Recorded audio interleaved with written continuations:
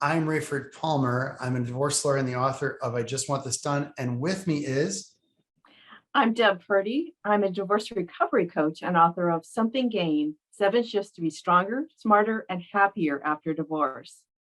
What I like about both of our approaches is we're talking about like divorce 2.0. We're talking about reinventing divorce. And there's what I call the big lie that we buy into culturally, that marriage equals good and divorce equals bad. I mean, that's just culturally, that's what we are confronted with. right. And that's a very damaging lie for people that have gone through divorce because it creates a lot of guilt and shame.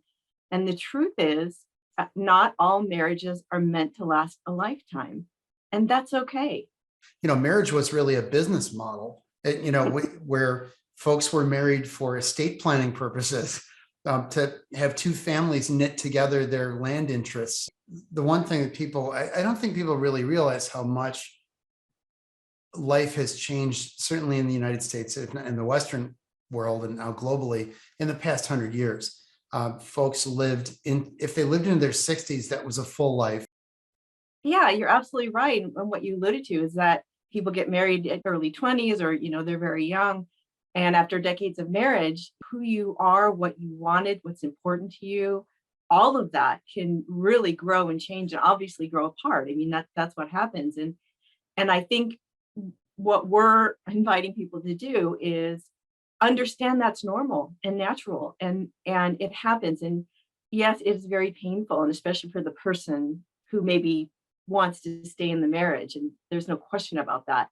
But I think that we can take away or remove the kind of cultural stigma and shame, and just acknowledge and admit it's okay. This is what happens. And you mentioned demographics. I mean, we live way longer. It's normal for a marriage to have a lifespan that's shorter than a lifetime. And it's time that we reinvent what divorce means to us in that context. One of the things that I like to talk about to my community is what I call the no blame, no shame reframe, which is in the traditional model of marriage that you're talking about that we've carried forward. When you look at it, the marriage is more important than the people involved. Preserving the marriage is the most important thing. And success is measured in years married. Doesn't matter if those people are abjectly miserable, Sure. it's if they stay married their whole lives, woo, they did it. And in a new model, the people are more important than the institution. And success is measured in increases in self-awareness, self-compassion, learning and treating your marriage, and even your divorce as an important life experience, an important milestone that you can use as a catalyst for all kinds of other positive changes. This comes up very often in these cases. Sometimes I'll have a consultation with someone and they'll be discussing, oftentimes there's legal issues, but they're wrapped in emotional things, of course. Right. And they'll say something to me like, should I get divorced? Well, I'm not going to answer that question. I'm the plumber. I'm the person that will fix it, or, I'll do the work if you need the work done. But boy, I'm not the person to tell you to get divorced or not to get divorced. That is a decision to be made by that person with support from folks like you, coaches and counselors and a pastor. If they, whoever they trust and want to talk to about that is great. The thing I say to people that I think they might find helpful is if it's an issue where you think if it's something that they're an issue that they're doing, or you think they're doing or not doing, is it something that is it a personality trait that's bedrock and immutable, or is it something they can change? But if it's a bedrock trait, like you're somebody who is a spender versus somebody who's not a spender, or you believe in spending money and living life for today rather than, and really people kind of go different ways on that issue, you're likely not going to, that's not something that's going to shift midlife. Yes, that's true. And the thing is, there's this whole other layer, which is we come into our relationships with unconscious patterns, things that we're not even aware of. So you're 100% right. These bedrock kind of personality traits or things, but there's also these things kind of under the surface, and we go into our relationships unconsciously wanting our partner to meet the needs that we didn't get met as kids. So like someone with an emotionally distant parent might marry an emotionally distant person to try to close that loop, try to heal that wound, try to get what they need. But all this is under the hood. They don't even know it. So when you layer on kind of the stuff that's going on, just under the hood, as I say, it can be very, very challenging. In my marriage, my ex and I were not well matched. I love him to death and we're still friends to this day. He'll always be part of my family, but we were not well matched in a marriage. All of our things were different. And I knew I had a pattern of being an overpleaser. And he had a pattern of being at that time kind of an overtaker. Sure. So that I couldn't fix that inside the marriage. I didn't have enough altitude on myself to understand what I was doing to contribute to our relationship dynamic. Yeah. And the thing is, no matter what, both people contribute to either the success or the breakdown. Oh, that's very true. I always say it takes two people to get married and two people to get divorced. Yeah. And so from the outside looking in, it's like, oh, that jerk. Wow. He really took advantage of you, this and that. But it's like, Right. guess what? I let him do it because I was in the grip of this pattern of being an overpleaser. And I had a deathly fear of people being mad at me, especially him. Sure. And he was a nice guy. I mean, I wasn't in any danger. I don't want to like imply. Yeah, right. It wasn't that. Just garden variety anger. I was so uncomfortable with conflict. And I had to get out of that marriage and really go to work on myself. Like, what are my lessons? What are my learnings? How did I show up? Here's all these times I could have said no. Would the marriage have ended sooner? Maybe, probably. Sure. If I would have done that. But because I was able to look back and see that pattern and also see how it played out in all the rest of my relationships in life, I was able to like do the work to overcome that pattern. And sometimes there's nothing but time and life experience that shines that light on yourself. And when you're 20, I got married the first time when I was 21, barely 22, I guess. Mm-hmm. And you just think the model I had for my marriage was my parents never fought. I never saw them fight ever, not once. Mm. And they're still married. They get along. They have a phenomenal marriage. They get along great. My dad told me later, we have, said, Raif, we have our differences. We just never aired them in front of you guys, my sister and I. And I think to some extent that's great. On the other hand, you don't learn any conflict resolution stuff because you never see a conflict resolved. There are no conflicts. So I thought a good marriage was one where there was no trouble, that mm-hmm. there should be no arguments are scary and to be avoided. And so at times, I don't think I asserted myself maybe as I should have sometimes, and to get the point across. And also people's communication styles differ, where in my world, if I talk to you about something even very important to me, I'm not going to yell at you. I'm going to say, here's what I want, A, B, C, D. And I may be deadly serious. Like, if you don't do these things, we're in big trouble, but I'm certainly not going to yell. Well, your spouse might be a person where they don't receive the message unless you're screaming. Mm-hmm. Because of how they grew up. Right. Because of how their parents communicated. And in my family, man, we never saw one disagreement. So when my dad would discipline me, he never really had to raise his voice. If he was serious, he just pointed at me and said, stop doing X. And I took him very seriously. And that's how I was raised. And so I think that's a real, kind of a microcosm of the stuff people deal with. They get married to someone, they have a model for conflict resolution and also how their marriage should be. And usually it's their parents. They don't really have any other model to look at. Mm-hmm. And they bring that stuff in. There's no training manual, or there probably are, but I don't know the name of one.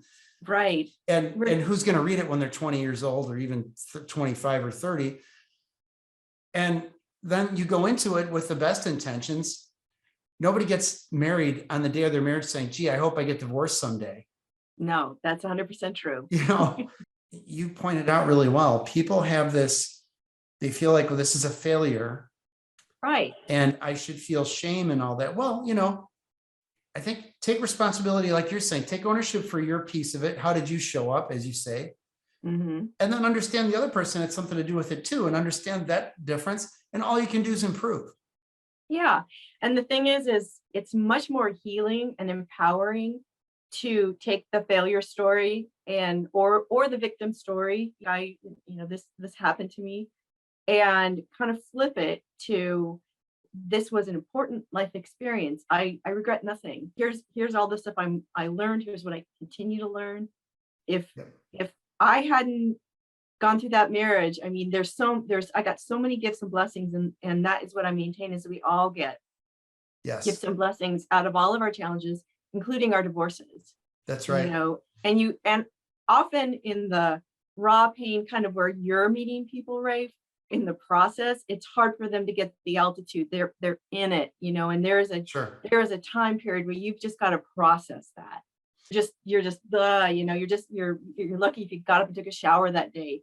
But once you kind of get past that raw kind of grief and pain, and you get a little bit of space, then you can start looking at these different other ways to relate to your marriage and divorce. I call it changing your relationship to your divorce.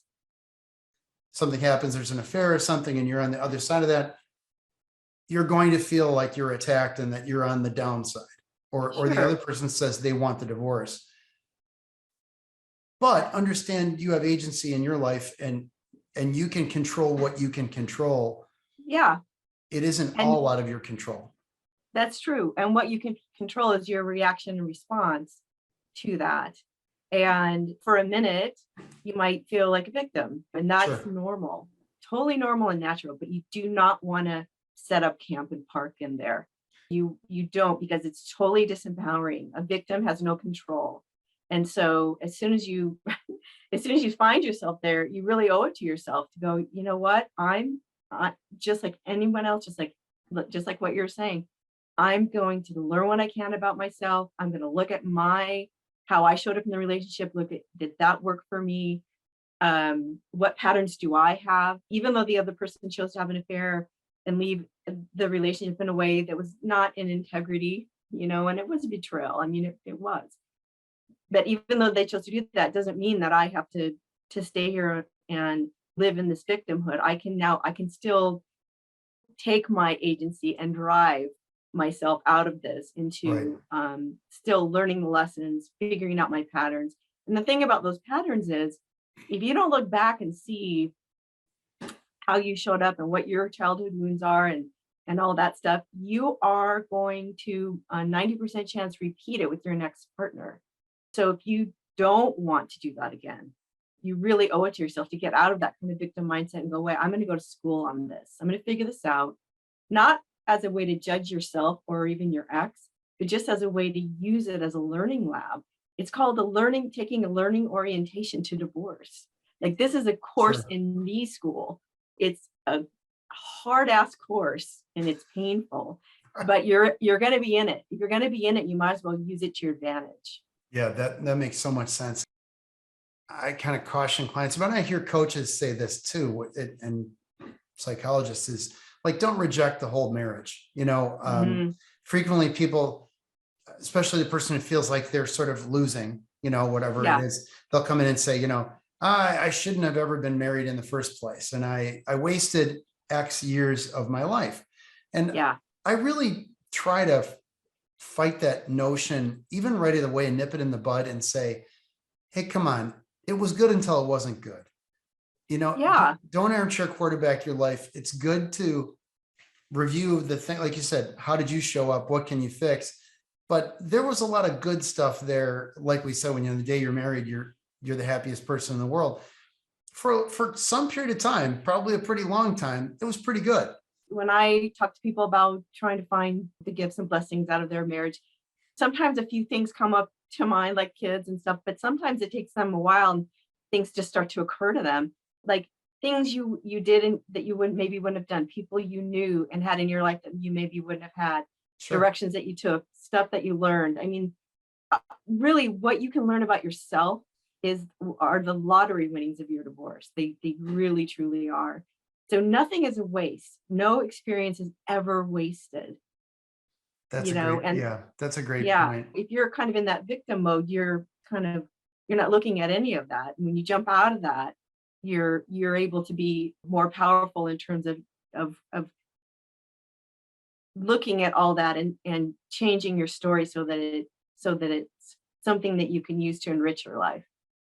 I talk about the bridge analogy, which is one person's usually farther along the divorce bridge Mm, emotionally than the other. One person's been usually thinking about it for some longer period of time. It's pretty rare that both people are sort of equally ready. But usually somebody had the notion and thought of it before the other person and might not have told them anything for a period of time. And then one person's more ready to get out than the other. And the shame plays into that too, for either one or for both people. That's to relative degrees. And what can happen is the person can dig in and not want to move forward with the divorce because they're sort of in those stages of grief yeah. and they're in denial, anger, all those kinds of things. And they're cycling back and forth between the stages. And the response is to kind of hunker down and not move forward. So it's either subtle or overt, where Yes. they're either, they're supposed to meet in 2 weeks for a settlement meeting and they blow it off, or they say they're sick and they can't make it. Or they're supposed to get documents to their attorney and they just drag their feet and don't do it. Or they might even tell their lawyer, I want this to take as much time as possible because I want to stay married. Mm, And so yeah. this shame and also whatever this basket of emotions that's happening Yeah. can And cause a lot of issues in the divorce process, as well as you said, as afterward. yeah. And that's called arguing with reality. And I see it too. I shouldn't have to move on because this shouldn't have happened. Right. I'll say he, but it could be she, it could be either one. He Sure. shouldn't have done that. I thought I was going to spend the rest of my life with this person. We had these plans Right. and now they aren't going to happen. And I see some people getting really stuck there, Oh yeah. you know. Yes, I've had clients that, I had a gentleman I represented a while ago, had a substantial estate, a lot of assets, tons of retirement. And he basically said she screwed everything up. They were like 60 years old. He was just about to retire. And, how dare she leave me now? We were all set. And the thing is that, these people have every right to be angry. Yeah. They do. And I never tell someone, don't be mad. You know what I mean? I say, you need to honor that. You need to feel it. You need to acknowledge it and you need to process it. Walk through it, feel it, let it wash through you and process it, but don't live in there. Like, don't dwell on it. Yeah. Don't live in there. And you want to come out on the other side. You don't want to stay angry. There are people that never get over that. People that have been divorced for 20 years and they can get right back and very angry at their ex by mentioning their name. Fortunately, those are the minority. But you don't, as someone divorcing, do you want your ex to still be an anger trigger 5 years from now? Right. That's what I ask, Yeah, that's the whole, they're living rent free in your head. Do you want them ruining your life 5 or 10 years from now when they're Yes. not even thinking about you? Right. I mean, But you're allowing that to suck the joy out of your life. when you don't know stuff, that's what you're scared of. How am I going to pay my bills? Yeah. How am I going to make it? Where am I going to live? These kind of questions. Well, the homework I like to assign is start thinking about what those things are going to be. So, okay, look at townhouses, look at a house you want to live in, or you want to rent someplace. So start, what do they cost? Find out, get a realtor, go, get out there and see places. And you'll start to realize, oh, this is actually okay. There's a really nice townhouse in the school district. I don't have to, or a nice home I can buy or rent and have the kids there and it's going to be fine. Or check with a financial advisor and see if the settlement we're looking at is going to enable you to stay in. Maybe you can stay in the house for a period of time with the support that's coming, but start answering those questions. Yeah. So that you're not just dwelling on this sort of dread it's all blank. It's questions with blanks for answers. The biggest mistake I see is people falling in love with their story. And Can one of the so things, what does that mean? Can you explain well, that? we all have narratives. We all have stories about our marriages and how they ended. And that's okay. Our marriages, our stories help us make sense of things, and they evolve over time. Um, it's likely, unless you've really thought about it, your story has a good guy and a bad guy, and you know which one you are. Right, exactly. That's right. And so it pays to ask yourself, when I tell my divorce story, is it uplifting? Does it make me feel better? Or does it make me feel worse? And and how attached am I to the story? Do I tell it often? Do I tell it to people I don't know very well? I mean, am Oh, I, that's a good one. yeah, am I telling my story? So when you fall in love with your story, you get yourself stuck in this certain narrative, and it's often a victim narrative. Sure. Um, but people say that's what happened. And I say that's one way of looking at what happened. There's a lot of other ways to look at it. And I'm not saying that you have to you don't owe your story to anyone. You don't, Right. Right. you know what I Right. mean? Like, what happened? It didn't work out. Right. You don't owe your story to Yeah, anyone. you don't, they don't, not everybody deserves the gory details. And Hardly anybody. right. Hardly That's a anybody. great, absolutely. Yeah. And That's so a what great I point. say is it's so much more empowering to become the hero of your divorce story. What does that look like? That means you feel your feelings, you process your feelings, you work through the anger, the sadness, the grief, you acknowledge them. It's not becoming the hero of your divorce story isn't like trying to tell a rosy story. It's messy. It's Yes. effed up. You're upset. It's hard. But just acknowledging that and working to process through that. And then Yep. what we talked about earlier, taking a learning orientation towards your marriage and divorce. Once you've been able to process some of the emotion, look at, what did I learn? What am I learning? What did I gain from this experience? What can I make a list of things that, like my kids and whatever the things are that I got out of being married to this person. And I talked about this a little earlier. For me, like, one of my big gains was from being married to my ex was I called him my master professor in life school, because I needed to stand up for myself and say what was true for me and not be scared. And he didn't know it. He wasn't consciously playing this role, but through our divorce, he'd be very, very mad about something, and he'd be talking to me in a mad voice and all that. And I had to go, yes, no, I want this. This is not okay with me. He, every single time I talked to him, gave me a chance to practice standing up for myself. And guess what? I didn't die.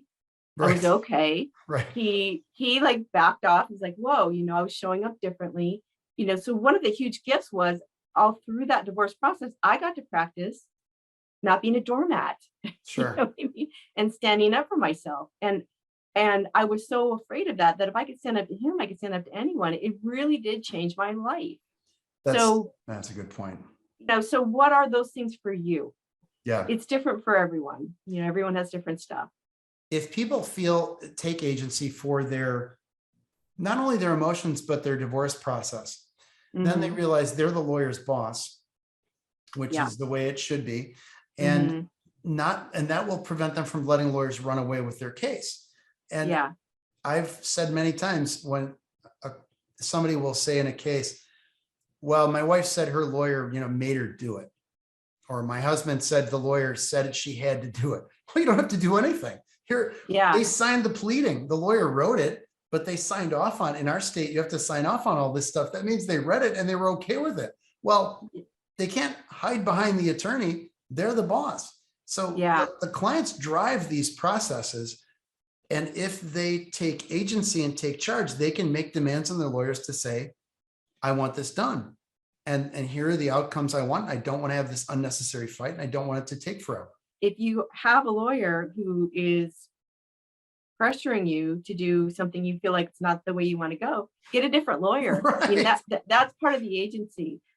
If you can't work with that person, find someone who has your same values in terms of what you want to accomplish. Because someone like you, Raif, it's a great person for someone to work with because you're helping them look at the long term. Yeah, you want to get a fair and just settlement, and what's your long game here? Now, this is a blip in your life, and you have kids with this person or whatever, as you were saying earlier. What do you want? And how do you want to handle it? It's that cost benefit analysis that people rarely make in these cases, and the costs are many. It's not just financial, it's not just legal fees, but what's the emotional harm to you and your children? What's the drag on your career, on your social life, everything else? And all this damage is kind of cumulative. And there's no such thing as a good long divorce. They don't age well. And Yeah. so, but it's what you're really saying is really a settlement is better than a trial because you are in control of the deal. You are deciding your future rather than having a judge decide it for you, who has just a few hours to listen to the evidence and try to make a decision about your family's future, and they don't know you. How should people find you, contact you, get your book, things of that nature? One really good way to find me is on my website, debpurdy, PURDY.com. I'm going to be doing a free masterclass, and there'll be a link for that on my website, but you could sign up for that masterclass. We'll go deeper into on the recovery side of some of the things you and I talked about today. And then your book is available on Amazon, of course. My book's on Amazon. Okay, Yeah. Something Gained, check it out. It's a bestseller on Amazon. That's how I found Deb. I was looking in our categories in Amazon and saw her book, and I said, I have to read this. That's how I met you, which was awesome. I'm so glad we did. And I'm so glad we did too. It's my pleasure. Thank you. What about your book? Your book's amazing. I mean, I was so impressed with that book, and I was so heartened to read your approach and how you guide and counsel people through the divorce process in a way that's so healing and empowering. Thank you. I just want this done. How smart, successful people get divorced without losing their kids, money, and minds is my book. It came out in July. It's on Amazon, Barnes and Noble, all the ebook retailers. It's Nook and Apple Books everywhere available. The website for the book is ijustwantthisdone.com. And I have also courses available, and I'm on Instagram and TikTok at Raiford Palmer. So it's easy to find me. If you just Google my name, all that stuff pops up. I'm really delighted to meet you. I'm glad we got a chance to do the show, and I'm sure we'll have more content and interesting conversations for folks out there who are either considering divorce, in the middle of one, or recovering from divorce. Thanks so much, Deb. It's really a pleasure. Thanks, Raif. It was great.